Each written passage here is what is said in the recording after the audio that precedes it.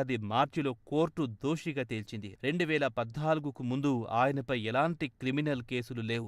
మొత్తం 18 క్రిమినల్ కేసుల్లో 15 కేసులు క్రిమినల్ డిఫెమేషన్కు సంబంధించినవే. వాటిలో 10 బీజేపీ నాయకులపై చేసిన కామెంట్స్కు సంబంధించినవే.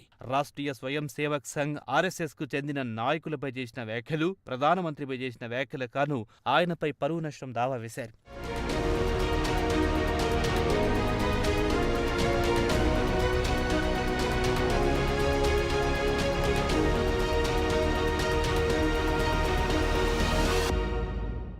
ఇక 3 కేసుల విషయానికొస్తే ఆయన మోదీపై చేసిన వ్యాఖ్యలకు సంబంధించినవి.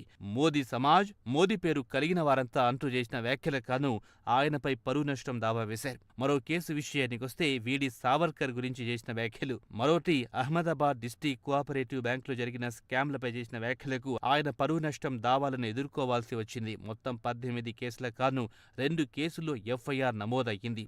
గతేడాది భారత్ జోడో యాత్ర సందర్భంగా ఓ పాట కాపీరైట్ ఉల్లంఘన కింద క్రిమినల్ కేసు నమోదయ్యింది. మరో కేసులో ఓ మైనర్ రేప్ కేసుకు సంబంధించి 2021లో ఆయన సోషల్ మీడియా బాధితురాలి వివరాలు వెల్లడించడంపై ఆయనపై క్రిమినల్ కేసు నమోదయ్యింది.